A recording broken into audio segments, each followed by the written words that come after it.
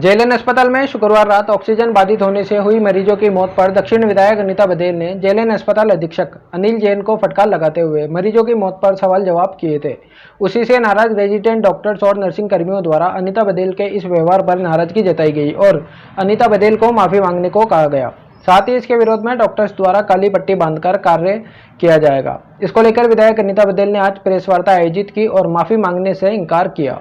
अनीता बघेल ने कहा कि जनप्रतिनिधि होने के कारण हमारा दायित्व बनता है कि हम इस प्रकार की गलतियों की ओर अस्पताल प्रशासन का ध्यान आकर्षित करवाएं। अगर ये गलती है तो यह गलती बार बार होगी। माफी तो अस्पताल प्रशासन को उन मृतकों के परिवारजनों से मांगनी चाहिए जिनकी ऑक्सीजन बाधित होने के कारण मृत्यु हो गई है। बार बार अस्पताल में कभी प्लास्टर गिरने से, कभी ऑक्सीजन बाधित होने से लोगों की असामयिक मृत्यु हो रही है, जबकि कांग्रेस के ही स्वास्थ्य मंत्री रघु शर्मा अजमेर से ही मंत्री हैं, उसके बावजूद भी ऐसी घटनाएं हो रही है। कांग्रेस एवं स्वास्थ्य मंत्री को इस ओर ध्यान देना चाहिए। अनीता बघेल ने कहा कि मेरी लड़ाई अस्पताल प्रशासन से है, न कि चिकित्सकों से। आखिर किसी को तो इस घटना की जिम्मेदारी लेनी ही चाहिए, चाहे वह अस्पताल अधीक्षक हो या अस्पताल प्रशासन। मुझे एक बात बताइए, परसों रात्रि को जेएलएन हॉस्पिटल में जो घटना घटी, क्या उस घटना के लिए कोई जिम्मेदार नहीं है? मेरे इस प्रश्न का मुझे जवाब चाहिए कि क्या जेएलएन में जो घटना घटी उसके लिए जेएलएन प्रशासन जिम्मेदार नहीं है क्या? और यदि जेएलएन प्रशासन जिम्मेदार नहीं है तो इसके लिए फिर कौन जिम्मेदार है वो बता दीजिए। जिम्मेदारी किसी न किसी को तो तय करनी पड़ेगी ना कि किसकी जिम्मेदारी है।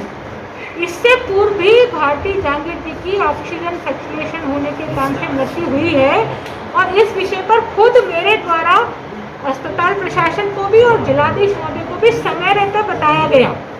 उसके बावजूद ये दूसरी बार घटना घटी है। तो या तो ये मान लिया जाए कि अस्पताल में जो कमियां चल रही हैं उनकी ओर कोई ध्यान नहीं दिला, या तो ये मान लिया जाए कि डॉक्टर्स या अस्पताल अधीक्षक ये चाहते हैं कि हमारे हॉस्पिटल में जैसा चल रहा वैसे चलने दिया जाए, हमें कोई प्रश्न नहीं पूछे कि ये कैसे हुआ, हम किसी प्रश्न का जवाब नहीं देंगे। ये लोकतंत्र है और यहाँ पर जवाबदेही बनती है। यदि आप पद पर बैठे हैं, अधीक्षक के पद पर बैठे हैं, तो जवाबदेही आपकी है। फिर भले ही आप डॉक्टर हो, पर चूंकि आप अधीक्षक हो इसलिए आपसे पूछना पड़ेगा, चूंकि आप प्रिंसिपल हो इसलिए आपसे पूछना पड़ेगा। और पूछने के लिए कोई अमर्यादित भाषा का इस्तेमाल नहीं है, कोई अपशब्द नहीं है।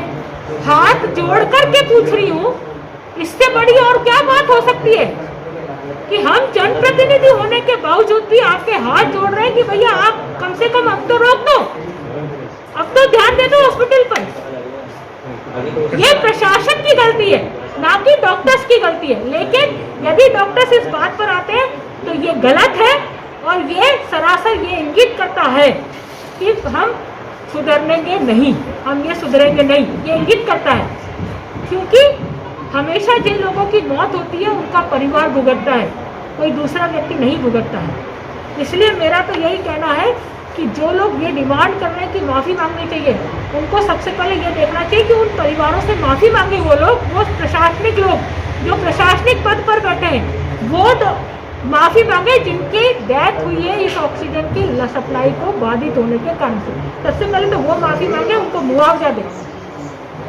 जनप्रतिनिधि का काम है कमियों की ओर इंगित करना, कमियों को ठीक कराना, और ये काम मैं करती रहूंगी, बार बार करती रहूंगी। और यदि ये गलती है तो इस गलती में मुझे कोई दुविधा नहीं है, ये गलती मैं बार बार करूँ। कांग्रेस भी आरोप लगा रही है कि जो कल किया है, देखिए कांग्रेस तो ना ही बोले तो ज्यादा अच्छा है। उनकी सरकार है, अजमेर का मंत्री है, हम जानते हैं 1 साल से भी ऊपर कोरोना को हो गया, लेकिन एक बार भी यहाँ के मंत्री ने विजिट नहीं किया जेएलएन में। क्या आप और हम नहीं जानते?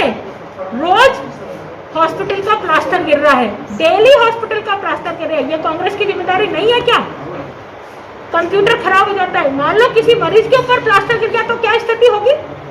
ये जेएलएन का प्रशासन है जो समय रहते मरम्मत नहीं करा सकता। ये कांग्रेस की सरकार है जो समय रहते मरम्मत नहीं करा सकती। और फिर कांग्रेस ही मुझे सीख दे रहे हैं। मुझे बताइए, यही एक्स एमएलए साहब अजमेर के, उन्होंने पिछले साल पशुपालन विभाग के डॉक्टर के साथ जाकर के क्या किया था और फिर सिविल लाइन थाने में एफआईआर दर्ज हुई। ये मुझे बताएंगे क्या कि मेरा व्यवहार कैसा होना चाहिए, कैसा नहीं होना चाहिए? पूरा अजमेर जानता मेरा व्यवहार कैसा है। पर जब सिर के ऊपर से पानी निकल जाता है, जब दर्द होता है ना, तब आदमी अंदर से टूट करके ये शब्द बोलता है जो शब्द मैंने कल कहे हैं।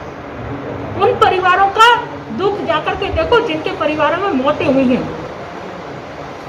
लोग हॉस्पिटल जाते हैं इलाज कराने के लिए, ना कि इसके लिए कि ऑक्सीजन बाधित हो जाए, प्लास्टर ऊपर से गिर जाए, इसके लिए नहीं जाते हैं। ये व्यवस्थाएं तो प्रशासन के हाथ में है ना। हम तो, हमारी बात प्रशासन से है ना कि डॉक्टर से है। प्रशासन अपनी जिम्मेदारी तो तय करे कि हमें क्या करना है।